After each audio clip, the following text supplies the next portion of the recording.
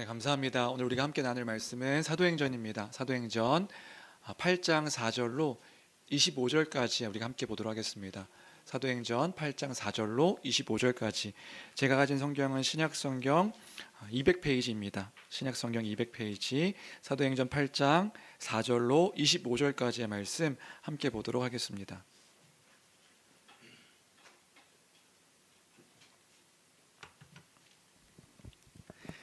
다 찾으신 줄 알고 우리 한 목소리로 함께 읽도록 하겠습니다. 함께 읽습니다. 시작. 그 흩어진 사람들이 두루 다니며 복음의 말씀을 전할새 빌립이 사마리아 성에 내려가 그리스도를 백성에게 전파하니 무리가 빌립의 말도 듣고 행하는 표적도 보고 한 마음으로 그가 하는 말을 따르더라. 많은 사람에게 붙었던 더러운 귀신들이 크게 소리를 지르며 나가고 또 많은 중풍병자와 못 걷는 사람이 나으니 그 성에 큰 기쁨이 있더라. 그 성에 시몬이라 하는 사람이 전부터 있어 마술을 행하여 사마리아 백성을 놀라게 하며 자칭 큰 자라 하니 낮은 사람부터 높은 사람까지 다 따르며 이르되 이 사람은 크다 일컫는 하나님의 능력이라 하더라. 오랫동안 그 마술에 놀랐으므로 그들이 따르더니 빌립이 하나님 나라와 및 예수 그리스도의 이름에 관하여 전도함을 그들이 믿고 남녀가 다 세례를 받으니 시몬도 믿고 세례를 받은 후에 전심으로 빌립을 따라다니며 그 나타나는 표적과 큰 능력을 보고 놀라니라. 예루살렘에 있는 사도들이 사마리아도 하나님의 말씀을 받았다함을 듣고 베드로와 요한을 보내매 그들이 내려가서 그들을 위하여 성령 받기를 기도하니 이는 아직 한 사람에게도 성령 내리신 일이 없고 오직 주 예수의 이름으로 세례만 받을 뿐이더라. 이에 두 사도가 그들에게 안수함에 성령을 받는지라.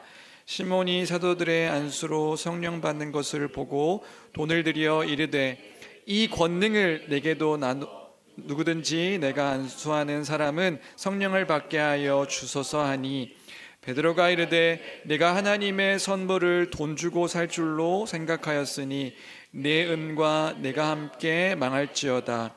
하나님 앞에서 내 마음이 바르지 못하니 이 도에는 네가 관계도 없고 분깃될 것도 없느니라. 그러므로 너의 이 악함을 회개하고 주께 기도하라. 혹 마음에 푼 것을 사하여 주시리라. 내가 보니 너는 악독이 가득하며 불의에 매인 바 되었도다. 시몬이 대답하여 이르되 나를 위하여 주께 기도하여 말한 것이 하나도 내게 임하지 않게 하소서 하니라. 두 사도가 주의 말씀을 증언하여 말한 후 예루살렘으로 돌아갈새 사마리아인의 여러 마을에서 복음을 전하니라. 아멘. 아멘. 우리는 계속해서 사도행전을 통해서 하나님의 은혜를 함께 나누고 있습니다. 오늘은 사도행전 8장 전반부의 그 내용을 통하여서 하나님의 그 뜻과 하나님의 그 말씀을 은혜를 함께 살펴보려고 합니다. 지난주 내용을 조금 기억하면 예루살렘에 일어난 큰 박해로 인해서 경건한 그 교회 성도들이 뿔뿔이 흩어지게 되었고 유대와 사마리아 그 땅들로 흩어지게 되었다 하는 내용이 전반부의 내용이었습니다. 1절부터 3절까지 그 예루살렘에 큰 슬픔이 있었음을 기록해 주고 있는데 박해로 인해서 사람들은 흩어지게 되었습니다. 그런데 중요한 것은 그 성도들이 큰 슬픔에 머무르지 않았다. 큰 어려움 일들 속에서도 하나님을 기억하며 그 흩어지게 하신 하나님을 기억하며 여전히 흩어지는 삶 속에서도 증인의 삶을 살았던 것을 보여주고 있는 게 이제 4절부터 또 이어지는 그 내용의 지난주에 나눴던 내용의 그런 모습이었지요. 증인의 삶을 사는 모습이었다. 그 4절 말씀 우리 같이 함께 읽어볼까요? 8장 4절입니다. 함께 읽습니다. 시작. 그 흩어진 사람들이 두루 다니며. 네. 그래서 지난주에 마지막으로 나눴던 그 설교의 이야기가 생각이 납니다. 무슨 얘기를 나눴냐면 성도는 죽음에 머무를 수 없는 것이다. 성도는요 하나님 없음에 머무를 수 없는 것입니다. 궁극적으로는 슬픈 일도 있고 눈물 나는 일들이 없는 것이 아니지요. 그런데 없는 게 아닌데 거기에 머무를 수 없는 것이라고요. 불평한 일도 많고 불만스러운 일들도 없는 게 아닙니다. 그런데 거기에 머무르지 않습니다. 복음으로 승리하여서 그 복음의 일들을 기억하는 그러한 이들이 바로 우리인 것입니다. 하나님을 묵상하고 하나님의 뜻을 놓지 않고 그 복음을 선포하며 그 복음을 따라 살아가는 이들을 그리스도인이다 이렇게 부르는 것이지요. 그것이 바로 우리의 모습인 줄로 믿습니다. 여러 가지 일들이 우리에게 있지만, 여러 가지 어려운 일들이 우리에게 있을 수 있지만 거기에 머무르지 않습니다. 그것을 통하여서도 우리는 하나님을 기억하는 자들입니다. 하나님의 일하심을 놓지 않는 우리입니다. 그런 교회가 되기를 주님의 이름으로 간절히 축원합니다. 그런 삶의 신앙의 여정 속에 우리가 있다. 5절부터는 그 이후에 빌립이 사마리아 성에서 전하고 행한 그 일들을 설명해 주고 있습니다. 오늘은 이제 그 5절부터 8절까지 내용들, 그리고 또 뒤에 또 한 부분들을 함께 나누려고 시간 관계상 그 두 부분들만 함께 나누려고 하는데요. 5절부터 이야기들에게 차근차근 살펴보면 내용이 그런 내용이지요. 빌립이 사마리아 성에서 했던 일들에 대해서 설명해 주고 있습니다. 뭐 했는가? 첫 번째로 5절을 보면 그리스도를 백성에게 전파했던 것을 우리가 볼 수 있습니다. 5절을 보면 그렇죠. 5절에 그리스도를 전파했다. 그럼 그리스도를 전파했다고 했는데 구체적으로 전파한 내용이 뭐냐? 그 내용은 12절에 기록되어 있습니다. 그리스도를 전파했는데 그 전파한 내용이 무엇인가? 12절. 네. 하나님 나라와 예수 그리스도의 그 이름을 전했더라. 하나님 나라의 복음을 전한 것입니다. 그리고 그 하나님 나라를 성취하시고 또 이미 임한 하나님 나라를 이루신 그 예수 그리스도, 그분의 일들과 그분이 행하신 성취하신 것이 무엇인지 그것을 전한 것이 빌립이 전했던 복음의 내용이었던 것입니다. 복음을 전했구나. 그리고 또 무엇을 했는가 봤을 때 바로 이제 6절이죠. 6절에 보면 표적을 행한 것 같습니다.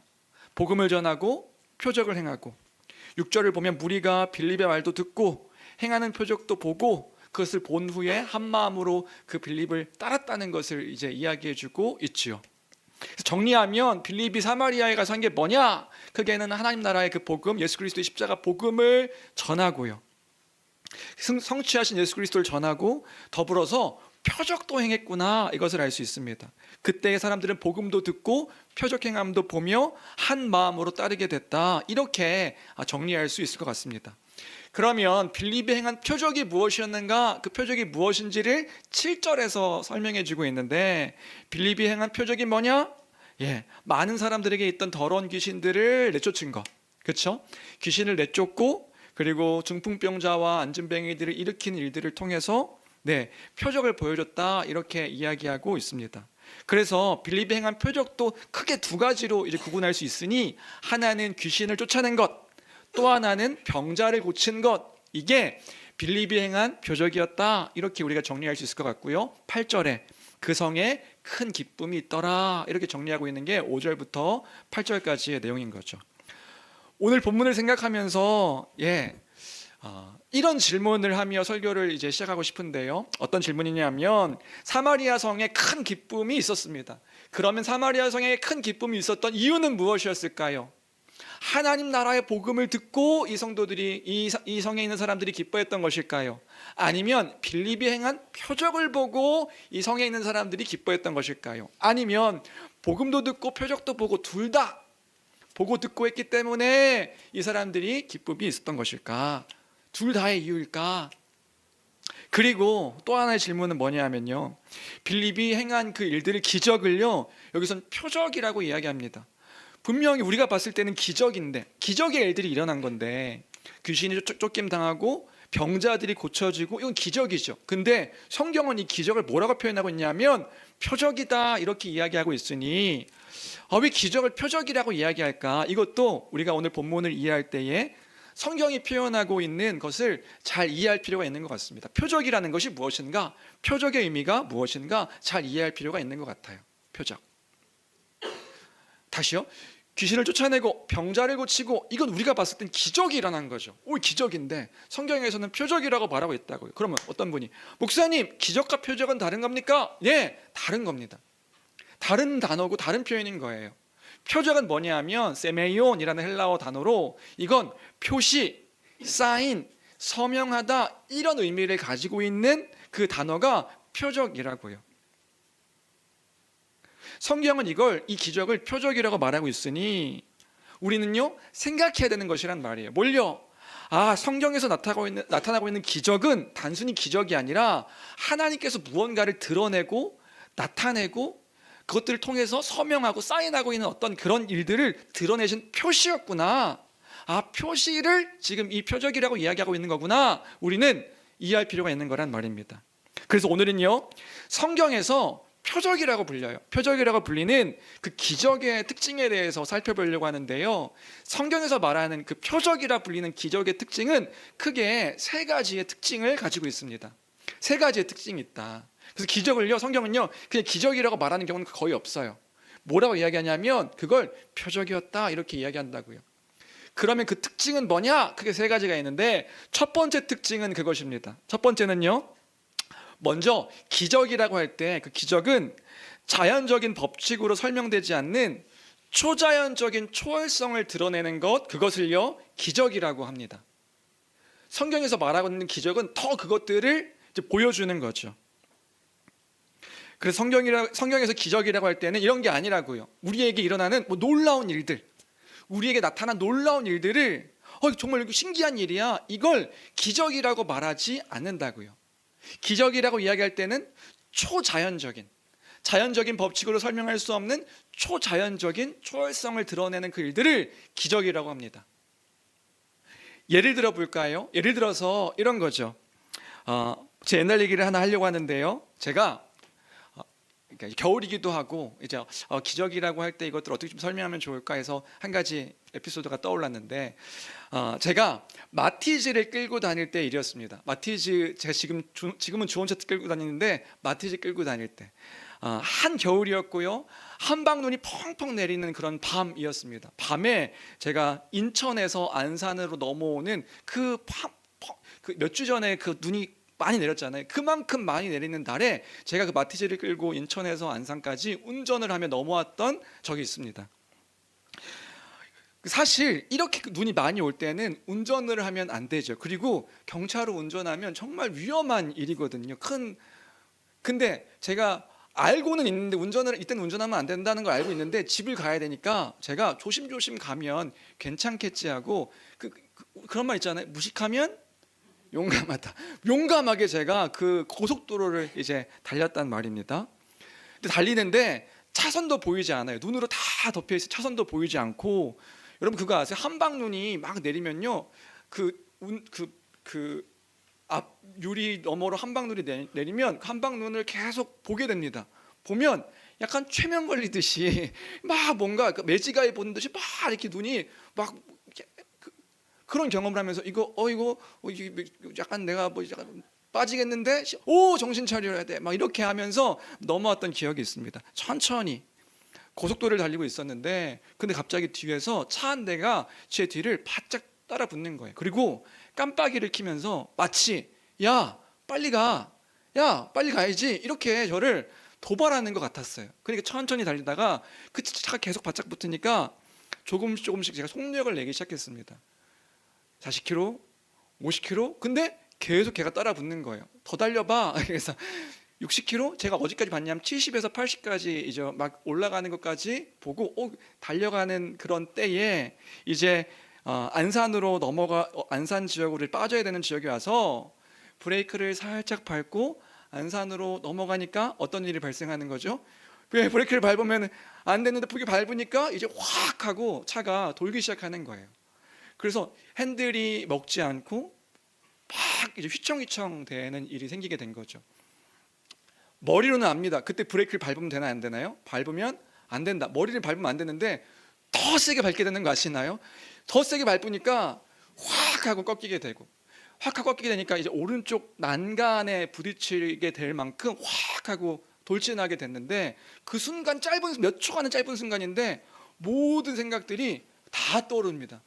그 짧은 순간에 이거 만약에 내가 난간에 박으면 그 난간에서 이 마티즈는 아주 멋있게 퍽 하고 돌아가지고 이건 큰 사고가 날 거다. 나 이렇게 죽는다는 생각을 하고 있는데 갑자기 얘가 이 핸들이 먹어가지고 좌회전을 확 돌아가는 거예요. 난간에 부딪히려고 그 속도로 난간에 딱 부딪혔으면 팍 하고 도는데 난간에 부딪히려고 할 때 핸들이 먹어서 왼쪽으로 확 꺾게 되고, 그러다가 브레이크가 딱 먹어가지고 이제 차가 딱 서게 되는 거죠.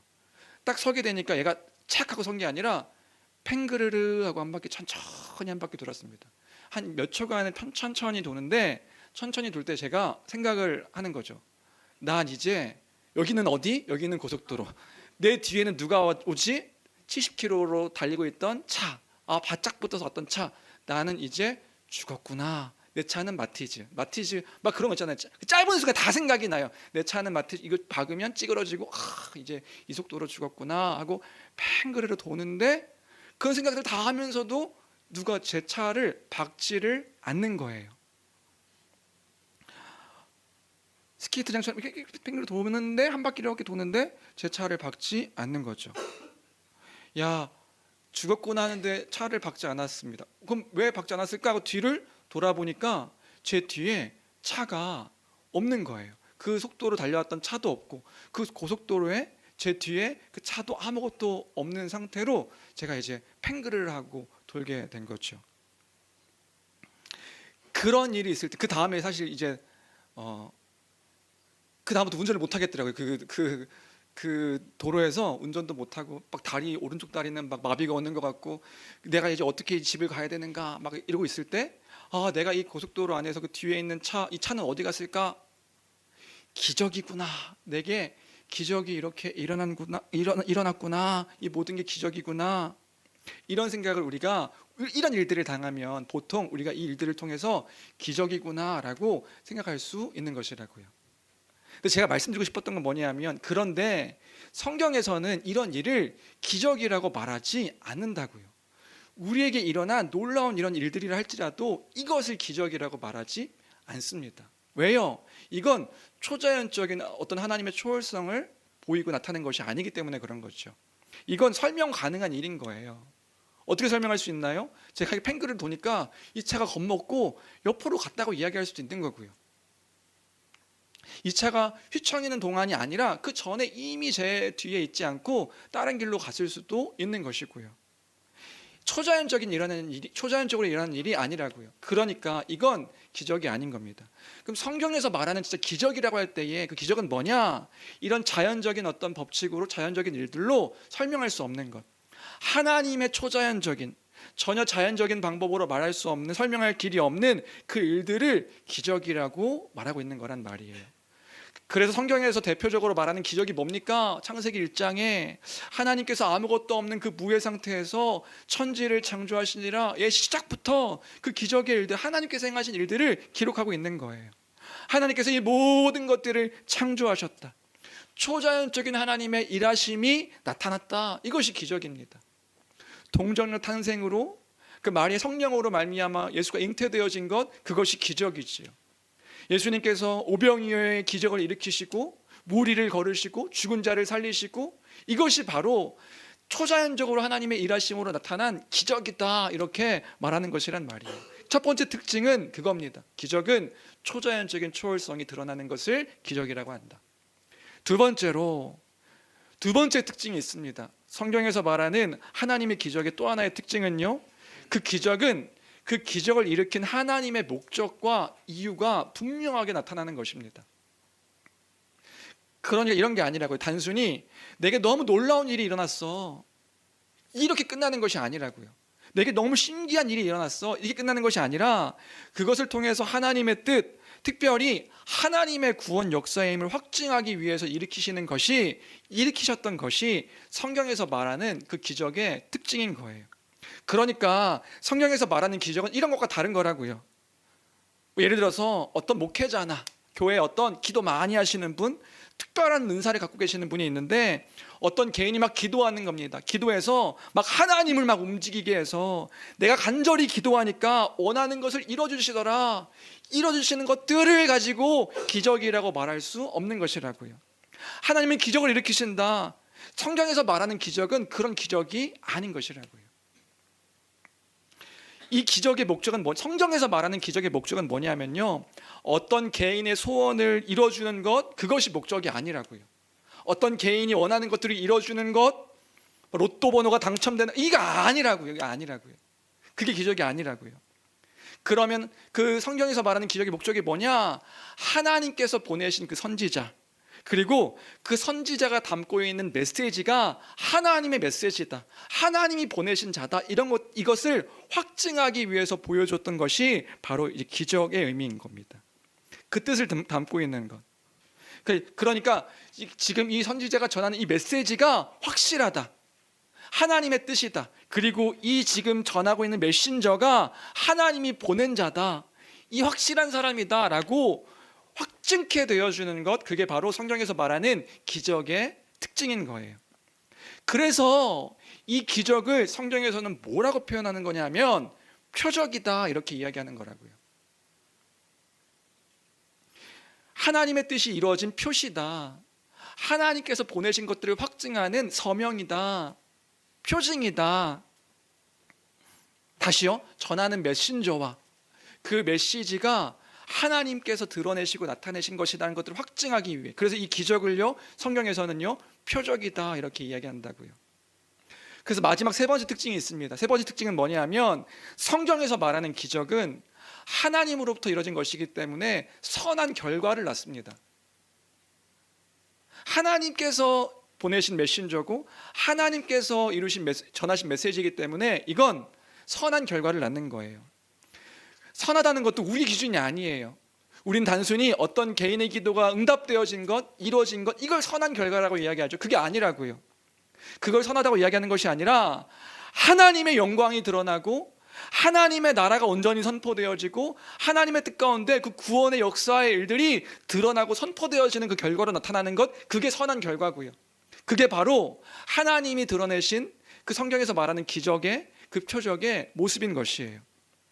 그렇기 때문에 성경에서 말하는 기적을 이렇게 이해하면 안 되는 겁니다. 이런 거예요. 성경에 예수님이 행하신 기적이 있지, 우리도 그 기적을 믿으면 예수님께서 행하신 것처럼 우리에게도 동일한 기적이 일어날 수 있어. 그게 성경에서 말하고 있는 그 기적의 목적은 그게 아니라고요. 우리가 성경을 믿어요. 성경을 믿습니다. 성경에 나와 있는 그 기적이 오늘도 우리에게 일어날 것을 믿습니다. 그게 아니라고요. 그걸 위해서 성경이 기록된 게 아니라 그 기적을 통하여서 그때의 그 메시지를 전한 그리고 또 그 메시지를 전한 그 메시지의 내용이 하나님의 뜻임을 확증해 주는 것, 그것이 바로, 그래서 하나님의 구원 역사가 이렇게 일어났다는 것을 확증해 주는 것, 이게 기적, 그 표적의 목적이란 말입니다. 그럼 제가 이렇게 이야기할 때 오해하지 말아야 될 것이 있습니다. 오해하지 말아야 될 건 뭐냐면, 어떤 분들이 이렇게 생각하는 거죠. 목사님, 그러면 지금 이 시대에는 하나님께서 기적을 일으키시지 않는 것입니까? 이 시대에는 하나님의 기적이 없습니까? 하나님은 기적을 못 일으키시는 것입니까? 아니요. 지금 그런 이야기를 하고 있는 게 아니라고요. 하나님은 그분의 능력으로, 그 전능하신 하나님의 능력으로 우리가 상상하는 것보다 더 크신 능력을 일으키실 수 있죠. 하나님은 전능하신 분이십니다. 전능하신 그분의 능력으로 우리 삶 가운데 하나님의 그 기적 같은 기적의 일들이 기적 일으키실 수 있습니다. 그렇지만 그것이요 표적이다? 아니요. 표적이 아니라고요. 하나님의 사인이다? 아니요. 그런 것은 아니란 말입니다. 그걸 이야기해주고 싶은 거예요. 왜요? 성경에서 그 기적을 통해서 표적으로 드러나셨을 때는 성경을 통해 성취하시는 하나님의 구원 역사의 일들을 확증하는 일을 했기 때문에 그런 거예요. 그 성경에서 어떤 우리가 기적을 만날 때에 그 기적은 하나님의 뜻의 확증이다, 이것이 지금 이 일들을 확증하는 것이다, 이것이 바로 이 표적의 목적인 것이라고요. 그래서 내가 어떤 성경 구절을 붙잡고 내가 이 성경 말씀을 근거로 성경에서 이런 기적이 일어났으니 이 말씀을 붙잡고 기도하면 나에게도 똑같이 이런 일들이 일어날 것이다, 아닙니다. 그것을 위해서 성경이 표적을 기록한 것이 아니에요. 왜냐하면 성경에서 일어났던 그 기적은 그때의 표적이었기 때문에 그런 겁니다. 마치 이런 것과 같죠. 마치 예수님 당시에 한 나라의 왕이 있습니다. 한 나라의 왕이 서신을 보내는 거예요. 서신을 보내면 그 편지의 그 끝에 뭘 찍죠? 왕의 도장을 찍어요. 그럼 그 도장, 옥새, 도장을 찍으면 그 편지를 우리가 알 수 있는 거죠. 뭘 알아요? 이 편지가 왕이 쓴 편지구나, 왕의 뜻이 담긴 편지구나. 그리고요, 그리고 지금 이 편지를 전하는 사람이 왕이 보낸 자구나. 이걸 알게 해주는 것, 그것이 바로 성경에서 말하는 기적, 그 표적의 목적과 의미인 것이란 말이에요. 그것이 바로 성경에서 말하는 기적입니다. 무슨 말인지 이해되시나요? 안 되면 한 번 더 듣는 걸로. 그러니까 우리가 성경을 읽으며 우리가 성경의 기적이라고 보이는 것들을 우리가 읽을 때는 생각해야 되는 거예요. 뭘요? 성경에서의 방점은 기적이 아니구나. 이 기적을 통해서 하나님께서는 무엇을 지금 알게 하시는 것이구나. 그 메시지가 더 중요한 거란 말이지요. 이 사람과 이 메시지를 확증시켜 주시는 거구나. 그래서 이 표적에 대한 의미를 이해할 때에 이제 우리는 알 수 있습니다. 뭘 알 수 있냐면, 어떤 의미 안에서는요, 성경에서 말하는 기적 그리고 표적은 더 이상 우리에게 일어나지 않는 것이다. 왜죠? 예수 그리스도를 통해서 하나님의 메시지, 그리고 이 메시지를 통해 하나님께서 교회를 통해 이루시고자 하는 그분의 뜻을 성경을 통하여 다 알려주셨기 때문에 그런 거예요. 성경을 통해 하나님께서 지금 이루시려는 구원 역사, 예수 그리스도를 통해서 성취하신 그 모든 것들을 다 알게 하셨기 때문에. 다시요, 잘 이해하셔야 됩니다. 뭘요? 하나님께서 기적을 일으키시지 못한다? 그 얘기를 하고 있는 게 아니라고요. 지금 이 시대에는 기적을 일으키실 수 없다? 그 얘기를 하고 있는 게 아니라고요. 초자연적인 일들이 우리에게 일어날 수 있고요, 하나님께서 일으키시기도 합니다. 때때로 하나님께서 우리에게요, 그 기적의 일들을 일으키시지요. 그러나 이 일이요, 항상 모든 사람들에게 보편적으로 믿기만 하면 일어나는 것은 아니에요. 더욱이 그것은 성경에서 말하는 표적과 상관없는 일이라는 것을 말씀드리고 싶은 거예요. 누군가 이렇게 이야기하는 사람들이 있을 수 있으니까요. 왜요? 왜냐하면 성경에서 말하는 기적의 모든 표적은 예수 그리스도를 가리키고 있고, 예수 그리스도를 통해서 성취하신 그 구원의 일들이 무엇인지를 확증하고 증명하고 하나님의 일이다, 이것들을 보여주는 역할을 하고 있는 것이기 때문에 그런 것이다. 성경을 통해서 그 뜻의 성취를 다 보여주셨습니다. 그래서 우리 성경을 보면 하나님을 아는 거예요.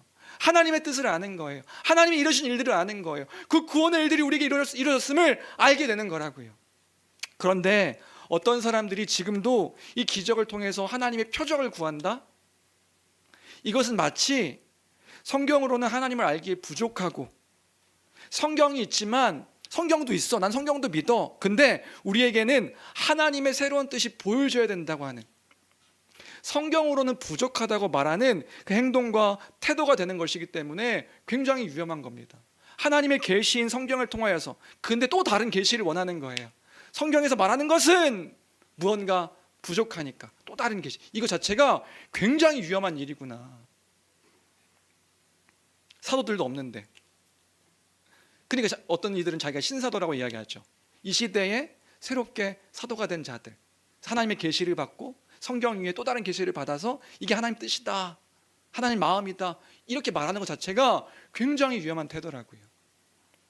그래서 우리가 기적과 표적이라는 것을 이해할 때 하나님께서 이 성경을 통하여서 하나님의 그 모든 것들을 다 알게 하셨다, 이 사실을 잘 기억하는 우리가 되어야겠습니다. 여기까지가 성경에서 말하는 그 기적의 표적을 이해하는 것이었다면, 이어서 이러한 맥락 속에서 그렇다면 오늘 본문에 빌립이 사마리아에서 일으킨 표적이라고 이야기하고 있다고요. 표적. 그 표적은 무엇을 의미했을까? 그러니까 무엇을 확증하기 위한 것이었던 것이에요. 이 표적을 봤는데 이 표적은 무언가를 확증하기 위한 것이었다. 그래서 오늘 본문을 보면 여러분, 빌립이 일으킨 표적에는 독특함이 있었습니다. 그 독특함이 뭐냐면 크게 두 가지로 이 표적이 대표되고 있는 것을 아까 이야기했죠. 전반부에 뭐냐 하면, 하나는 귀신을 내쫓는 것, 또 하나는 병자를 고치는 것, 병을 고치는 것, 이 두 가지를 표적으로 보여줬다고요.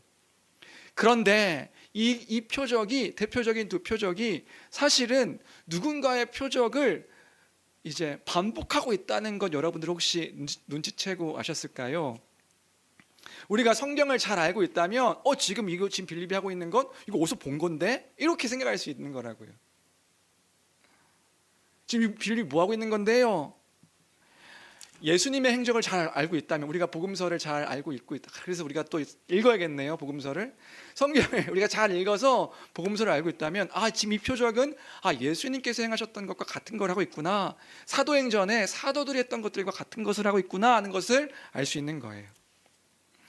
예수님께서 공생의 기간 동안 행하셨던 표적, 그것을 그대로 지금 빌립이 하고 있는 거란 말이지요. 그래서 예수님 사건 두 가지만 우리가 함께 얘기해 볼까요? 예수님이 사역하실 때, 공생에 사역하실 때에 한 사건이 있었습니다. 한 사건이 뭐냐면, 하루는 이런 일이 있었죠. 무슨 일이 있었냐면, 세례 요한 아시죠? 세례 요한 모르시나요? 세례 요한 아셔야 됩니다. 세례 요한 중요한 인물이에요. 그 예수님이 오시기 전에 예수님이 오실 길을 예비했던 그 세례 요한이 하루는 죽기 얼마 전에 감옥에 갇히게 됩니다. 감옥에 갇히면서 자신의 제자들을 예수님께 보내요. 예수님께 보내서 제자들에게 이런 걸 물어보라고 합니다. 뭘 물어보냐면, 너희들 예수님께 가서 당신이 진짜 우리가 기다리는 메시아가 맞는지 물어보고 하라, 이렇게 이야기해요. 예수님께 가서 요한의 제자에게, 세례 요한이 감옥에 갇혀 있으니까 물어보고 오라는 거예요. 당신이 진짜 우리가 기다리던 메시아가 맞습니까? 그럼 뭐예요? 세례 요한이요? 의심이 됐던 거죠. 구약의 언약으로 약속됐던 그 하나님 나라를 성취하시기 위한 그 메시아가 예수가 맞는가? 왜요? 세례 요한도 막연한 기대 속에서 메시아에 대한 이미지가 있었거든요. 이스라엘의 왕으로 오셔서 탁월한 카리스마와 그 어떤 그 능력으로 이 사람들을 다스리고 통치할 그 왕으로서의 메시아를 기대했는데, 예수를 보니까 너무나도 초라한 모습만 가득한 거예요. 함께하는 사람들이 누군가 봤더니 가난한 자와 병자와, 그리고 그 당시에 죄인들이라고 불렸던 세리와 몸 파는 여자들과 이런 사람들과 같이 하고 있으니까 세례 요한이 의심되는 거죠. 당신이 우리가 기다리는 메시아가 맞습니까? 제자들이 가서 예수님께 질문합니다. 그것이 이제 사도행전 누가복음 7장 18절부터 23절인데요. 우리 여기 한번 길지만 같이 함께 읽어볼까요? 천천히 읽겠습니다. 함께 읽습니다. 시작. 요한의 제자들이 이 모든 일을 그에게 알리니, 요한이 그 제자 중 둘을 불러 주께 보내어 이르되, 오실 그이가 당신이 오니까 우리가 다른 일을 기다리오리까 하라 하매, 그들이 예수께 나와 이르되, 세례 요한이 우리를 보내어 당신께 여쭈어보라고 하기를, 오실 그이가 당신이 오니까 우리가 다른 일을 기다리오리까 하더이다 하니, 마침 그때에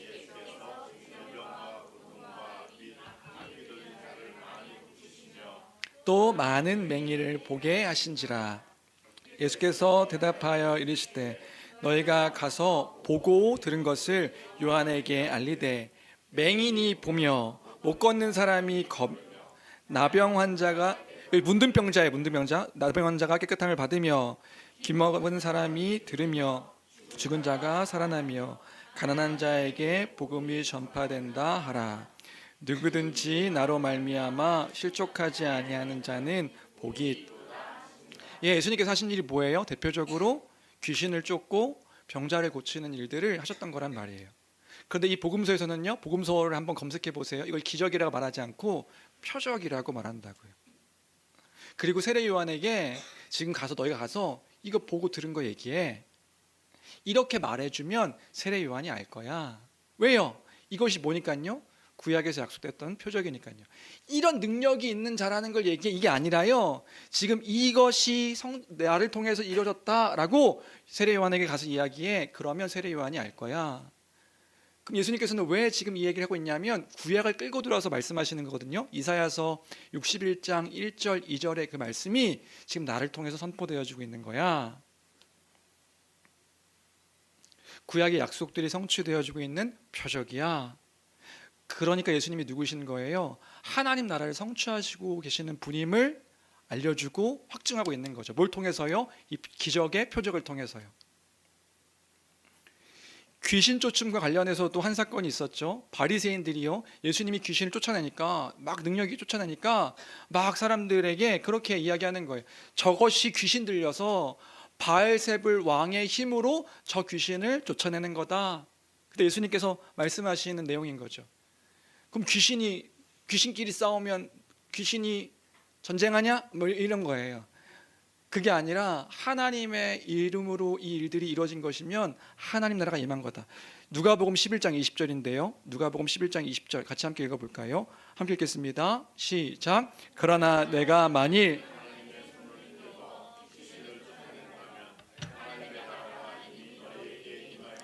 이 일이 하나님 나라가 임하였음에 대한 확증이야, 이 얘기를 해주고 있는 거라고요. 귀신이 결박당하는 것, 하나님의 권세가, 하나님 나라의 통치가 임한 표적이야. 지금 예수께서 그 하나님 나라가 임했다는 것을 전했는데 그 전한 것을 확증하는 것, 그것이 바로 귀신을 쫓는 사역이었단 말이에요. 그러니까 무엇을 말해주고 있는 겁니까? 예수님은 누구이신가, 그 얘기를 하고 있는 거라고요. 이 표적은요, 예수님은 누구이신가, 이 표적을 통하여 그분이 바로 하나님 나라를 성취하시고 하나님 나라의 임함을 선포하시고 하나님 나라 가운데 그 권세, 하나님의 권세를 이루시고 선포하시는 분임을 확증하는 것이 바로 이 표적의 목적이었던 것이란 말이에요. 그렇다고 한다면 이 일을 지금 누가 하고 있다고요? 빌립이요, 사마리아 성에서도 하고 있는 거예요. 8장 6절입니다. 8장 6절.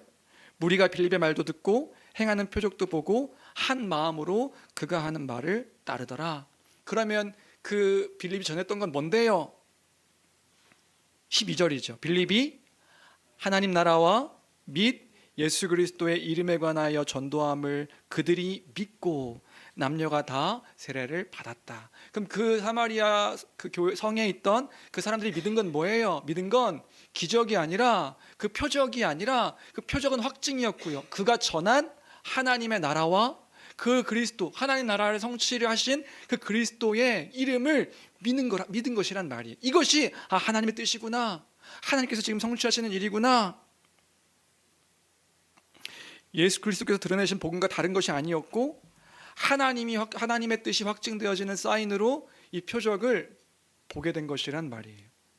그래서 이 사인을 통해서 우리가 기억해야 될 것은 뭐냐면, 기적이 방점이 아니라 복음이 그 사마리아 땅에 들려져서 여기 있는 사람들이 그 복음을 믿고, 이 복음을 믿고 세례를 받게 되었다. 사마리아에도 하나님의 나라가 임하였다는 것을 보여주고 있는 메시지라는 것이 사마리아에서 일어났던 일들의 핵심이라는 것, 우리가 오늘 이 8장을 읽으면서 우리가 기억해야 될 메시지인 것이란 말입니다. 사도행전은요, 아니 성경은요, 기적이 방점이 아닙니다. 성경의 강조점은 기적이 방점이 아닙니다. 사마리아 사람들을 기쁘게 했던 것은 놀라운 기적이 아니었다고요. 하나님 나라의 복음이었습니다. 하나님 나라의 복음으로 그 성이 기뻐했던 것이란 말이에요. 주 안에 사랑하는 성도 여러분, 우리를 기쁘게 하는 것은 무엇인가요? 우리는 무엇으로 인하여 기쁘고 무엇으로 인하여 그 평강과 그 은혜를 누리며 살아가는 것일까요? 내가 기대하는 어떤 일들이 이루어졌기 때문에, 성취되어졌기 때문에, 내가 원하는 것들이 다 되어져서, 계획했던 것들이 모두가 다 이루어져서 그것으로 인하여 기뻐하는 것이 아니라고요. 하나님의 나라입니다. 하나님의 나라가 이 땅 가운데 임하였다라고 하는 복된 소식이 우리에게 선포되어진 것이란 말입니다. 그 나라를 꿈꾸게 하신 겁니다. 그 나라를 소망케 하신 것입니다. 물론 그때에도 사마리아 안에서도 기적을 바라는 사람이 있었어요. 근데 오늘은 이걸 다룰 시간이 없어요. 시몬이라는 사람이 나오죠. 그런데 여전히 그런 것들을 바라는 사람들이 있지만 우리가 잊지 말아야 될 것은 복음입니다. 복음의 은혜입니다. 이 복음의 풍성함을 잊지 않고 놓지 않는 우리 교회가 되기를 주님의 이름으로 간절히 축원합니다. 복음 안에서 살아가는 우리인 것입니다. 주님이 그 일들을 이뤄가고 계시는 것입니다. 그런 맥락 안에서 오늘 한 본문만 더 살피고 설교를 마무리하려고 하는데요, 14절부터 17절까지예요. 중간 건너뛰어서 14절부터 17절까지 우리 같이 함께 읽어볼까요? 14절부터 17절까지 같이 함께 읽겠습니다. 함께 읽습니다. 시작. 사도들이 사마리아도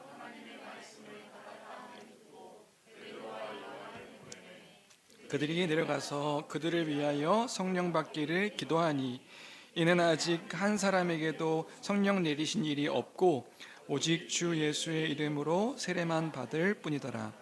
이에 두 사도가 그들에게 안수함에 성령을 받는지라. 17절까지. 네. 예루살렘에 있는 사도들에게 이 사마리아도 복음을 받아들이게 됐다, 믿게 되었다, 이 얘기들이 전해진 것 같아요. 그 전함 받았다는 것을 듣고 이 예루살렘에 있는 사도들이 두 사도를 보내는 거예요. 베드로와 요한. 그런데 오늘 이 본문을 낯설게 읽으면 여기도 좀 이상한 거예요. 뭐 성경이 다 이상한가요? 어쨌든 다 이상한 거예요. 뭐가 이상하냐? 성경을 보면 분명히 빌립을 통해서 사마리아 사람들이 복음을 듣고 복음을 믿고 세례를 받았다 이렇게 이야기하는데, 근데 아직 성령을 받지 못했다라고 이야기하고 있는 거죠. 보통은 이제 전반부도 마찬가지고요. 복음을 믿어서 세례까지 받았다고 한다면 성령을 받는 게 당연한 거거든요. 근데 이때에는 그 가시적인 성령의 임함이 없었다고 말하고 있는 거죠. 그러면 이때의 사마리아인들은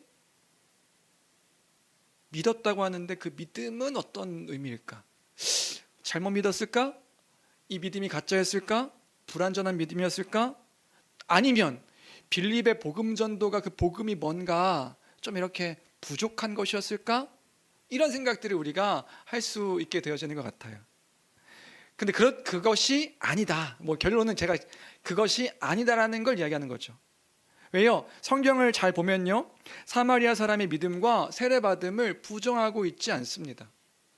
부정하고 있지 않아요. 그들은 빌립이 전한 그 복음으로 인하여서 하나님 나라와 그 예수 그리스도의 그 복음의 풍성함들로 인하여서 복음을 믿었고 그 성이 기뻐하게 되었다고요. 그 기뻐한 믿음으로 따라서 세례를 받게 되었고요. 그리고 더욱이 이 성경을 보면 사마리아의 사도들이 왔습니다. 사도들이 왔을 때 이 사도들이 이 빌립의 그 복음을 들었던 사마리아 사람들을 재교육하거나 복음을 다시 전하거나 너희가 전한 것이 부족해 이렇게 이야기하고 있지 않다고요. 그들이 받은 것을 보고 성령을 받기 위하여 기도하고 있는 것을 볼 수 있어요. 어떻게 된 것인가? 그래서 어떤 분들은요, 이 본문을 근거로 해서 어떤 분들은 이중회심을 이야기하시는 분들도 있어요. 이중회심이 뭐냐? 신자에게는 복음을 믿는 그 신앙 고백으로 교회가 될 수 있지만 추가적으로 우리가 더 해야 되는 것이 있다. 추가적으로 성령을 받아서 성령 세례를 통해 우리가 복음을 믿는 것도 첫 번째 회심인데 두 번째 회심이 필요하다. 그 회심은 성령을 체험하는 것이다. 이렇게 말하시는 분들이 이제 가끔씩 계신 것 같아요. 눈에 보이는 외적인 신앙 고백을 통해서 교회의 일원이 되었지만 오늘 봐라, 내적인 변화, 그 성령의 하나님과의 그 깊은 관계는 성령을 체험해야 된다. 성령 세례를 받아야 된다. 성령의 역사로 체험해야지만 진짜 신앙생활을 할 수 있다. 이렇게 이런 본문들을 이 본문이 특별히 사실 이거밖에 없거든요. 이 본문을 근거로 이중회심을 이야기하시는 분들이 계신데 그겁니까? 그게 아니라고요. 그 뭐냐? 그리스도의 복음을 전했을 때 믿는 자들에게 성령이 임하지 않은 이 일은 사마리아 이 안에서만 일어났던 독특한 모습입니다. 다른 데서는 없어요. 사도행전 2장 38절부터 39절을 보면 베드로 사도가 오순절에 그 설교했던 설교 메시지를 통하여서 그들이 믿을 때의 성령을 받아 3,000명이 회심하는 일들이 있게 되었죠. 믿으면 성령을 받습니다. 믿는 자들에게 성령이 임하는 거예요. 가시적으로 눈에 드러나지 않는다 할지라도 그 성령이 임하는 것입니다. 4장을 보면요, 4장에서도 그 성전에서 복음을 전한 것을 통해 5,000명이 예수를 믿는 일이 있었죠. 그래서 성령을 따라 살아가는 모습들을 보입니다. 그게 5장에서의 아나니아 삽비라 일들로 이제 나타나는 거죠. 앞으로 이어지는 사도행전에서는 이런 그 복음을 전할 때에 믿었는데 성령을 받지 못하는 그런 일들이 없다고요. 그럼 어떻게 된 일일까? 사도행전에서 이루어지고 있는 이 하나님 나라의 그 확장과 교회됨이라고 하는 구속사의 일 안에서 이 본문을 이해하고 생각해야 되는 것이란 말이에요. 이게 항상 있는 일들로 이해되는 게 아니라 하나님의 나라의 그 확장과 구속의 역사 가운데서의 이런 일들이 이루어지고 있는 것이다. 당연하게 임해야 할 성령의 그 일들이 하나님의 주권적인 뜻 안에서 지연시켜서 이루어지고 있는 것이구나. 그럼 왜 그럴까요? 왜 지금 여기 안에서만 이렇게 성령 임함이 사도들이 와서 기도할 때 이루어지게 된 걸까요? 그건 유대인과 사마리아의 인의 관계 때문에 그런 거예요. 무슨 관계요? 이들이 문화적이고 종교적이고 인종적으로 갈등과 대립이 있었던 그런 그 사람들이었거든요. 사마리아인들은 혼혈족이어서 유대인들은 이 사람들을 개 취급하고, 사마리아인들은 유대인들을 좋아하지 않고요. 그렇게 개 취급하는 유대인들을 좋아하지, 너네만 하나님 백성이야? 우리도 이스라엘이야. 서로 갈등과 반목과 싸움이 가득한 것이 유대인과 이 사마리아의 갈등이었단 말이에요. 완전히 해소되고 그들이 동등하게 하나님의 백성이 되었음을 공식적으로 보여줘야 했던 일이기 때문에 그런 거예요. 그러니까 지금 유대인들에게는요, 사마리아 땅에도 그 복음을 받고 믿고 세례를 받은 사람이 있었어. 이건 엄청나게 큰 충격이라고요. 지금 그들도 하나님 나라의 백성이 된 거라고? 그 복음을 그들이 받아들였다고? 그래서 지금 빌립이 그들에게 세례를 베풀었다고? 그 말인즉슨 그들이 교회임을 인정해야 되는데, 그 교회됨을 인정하는 건 어떻게 인정할 수 있냔 말이지요. 예루살렘에 있던 그 교회에 사도들이 가서 그 사도들도 봐야 되는 거예요. 뭘요? 하나님의 구원 역사를요. 하나님께서 그 예루살렘 교회와 동등하게 교제와 연합의 수준으로 교회의 하나됨을 우리 하나님이 확증하셨다는 것에 대한 일들이니까요. 그래서 한 일이 뭐예요? 그 사도들이 가서 그들을 위하여 기도한 거예요. 기도하니까 뭔 일이 일어납니까? 성령을 받는 거죠. 그 성령을 받는 것을 누가 봐요? 사도들이요. 확증하는 겁니다. 아, 유대인과 이 사마리아인이 예수 그리스도 안에서 하나 된 교회가 되었구나. 하나님 나라의 한 백성이 되었구나. 하나님의 그 언약의 성취가 이 지금 단순히 유대인들에게만 끝난 것이 아니라 유대인과 이 지금 반목하며 싸우며 갈등하고 있는 사마리아 안에서도 하나 되게 하신 일이구나. 하나님의 백성으로 교회되게 하신 일인 거구나. 이 놀라운 충격적인 일들이 이 구원의 역사가 이렇게 일어나게 하신 거구나. 이 사도들을 통하여서 확증하고 있는 게 14절부터 17절까지의 내용인 것이라고요. 원수됐던 자들이 이제 그리스도 안에서 하나됨, 한몸된 보편적인 그 우주적 교회로서의 교회 하나됨으로 성취하신 것이구나. 다시요, 빌립이 전한 복음이 잘못된 것이어서 성령을 받지 못한 것이 아니라고요. 사마리아인들의 믿음이 부족하고 잘못되어서 성령을 받지 못한 것이 아니라고요. 여기서의 사도들을 통한 성령 받음은 유대인으로 대표되는 예루살렘 교회와 사마리아인으로 대표되는 그 사마리아 성의 사람들이 성령 안에서, 우리 이제 하이델베르 교리문답 했잖아요. 이 교회는 보편적 교회라고요. 그리스도 안에서 한 몸된 하나 된 교회라고요. 한 보편 교회가 되었음을 선포하고 있는 것, 이것이 바로 본문의 핵심인 것이란 말이에요. 아, 이제 그 원수되었던 자들이 예수 그리스도 안에서 하나 되어 서로 사랑하며 살아갈 수 있는 자들이 된 것이구나. 예수님께서 말씀하셨죠. 예루살렘과 온 유대와 사마리아와 땅끝까지 이르러 내 증인이 될 것이다. 아, 그 증인으로서의 그 모든 것이 다 그리스도 안에서 온 민족이 다 그 하나님의 나라의 백성으로 이제 그 구원의 역사가 이루어지고 있는 것이구나. 그 놀라운 일들이 이루어진 것이구나. 사도행전은 지금 그 얘기를, 구원의 역사들을 이야기하고 있는 것이란 말이에요. 하나님 나라의 성취가 마가의 다락방에서 일어났죠. 히브리파 유대인과 헬라파 유대인이 갈등하는 중에 하나로서 살아가게 되었습니다. 사마리아의 복음이 전해져서 이제 사도가 안수하여 성령 받음으로 이제 확증되어지는 거예요. 우리가 하나다. 이제 예수 그리스도의 복음 안에서 우리가 하나다. 그리스도 안에서 우리가 한 몸 된 교회다.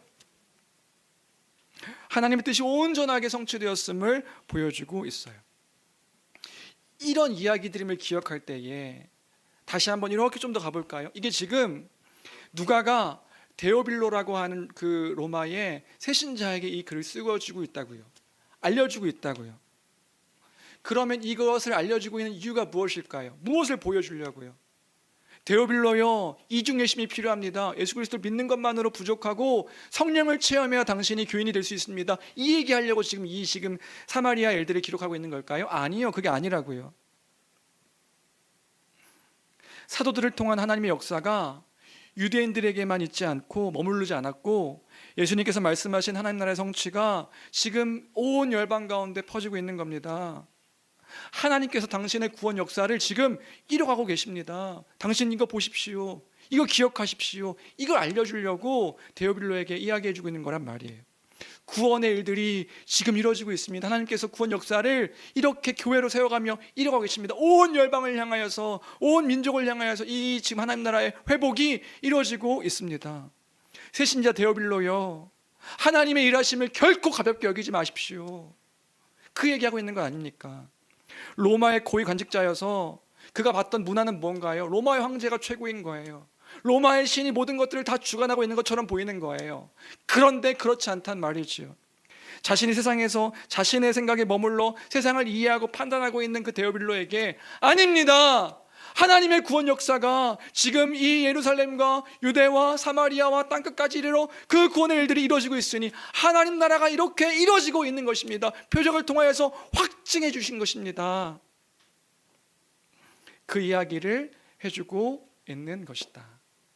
말씀을 정리할까요? 네, 우리가 성경을 통하여서 기억해야 될 것이 있습니다. 기억해야 될 건 뭐냐 하면 내가 가지고 있는 생각으로 성경을 바라보는 것이 아니라요, 하나님께서 그 구원의 역사와 구원의 일들을 예수 그리스도를 통하여서 그 성취하신 그 일들을, 구원의 일들을 이뤄가고 계신다.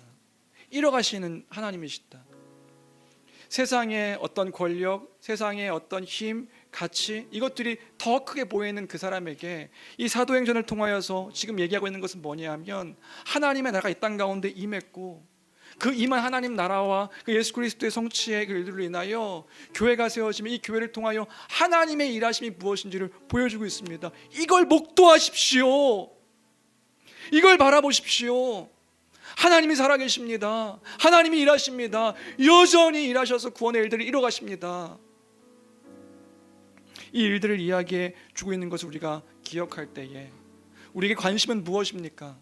우리가 이 시대를 살아갈 때에 우리의 초점은 무엇입니까? 때로는 우리가 기적에만 우리의 초점이 맞춰져 있지는 않은가요? 내게 일어날 뭔가 새롭고 놀라운 일들, 내가 기도하고 기대하는 것들이 성취되어지는 것, 그것만이 우리의 관심과 모습과 목표이지는 않습니까? 아니요. 이 성경을 통해서 바라봐야 될 것은 뭐냐 하면요, 하나님입니다. 하나님.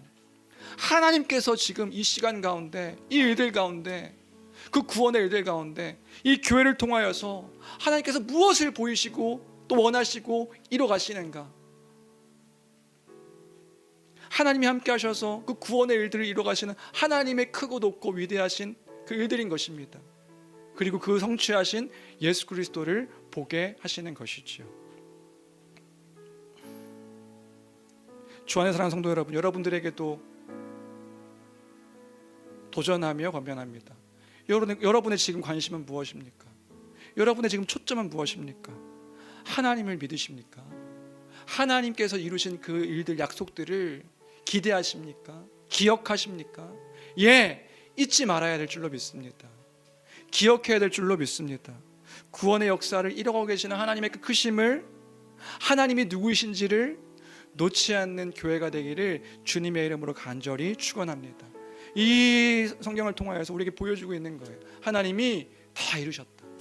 하나님 구원 역사를 주님이 이루어 가신다. 비록 모든 것들이 깨져버렸고 슬픔 가운데 있는 교회, 예루살렘의 교회에 파괴되어진 모습처럼 보인다 할지라도 그 파괴되어진 모습들을 통하여 하나님께서는요, 그 흩으심 가운데 하나님의 일을 이뤄가고 계신 것이었습니다. 하나님이 일하십니다. 하나님이 함께 하십니다. 하나님의 역사가 우리에게 여전히 있습니다. 놓지 아니하며 그 하나님 나라의 그 풍성한 소망들을 바라보며 살아가는 주의 몸된 복된 그 말씀의 교회 우리 모두가 되기를 주님의 이름으로 간절히 축원합니다. 그런 믿음의 고백으로 우리 함께 이 찬양 고백했으면 좋겠습니다.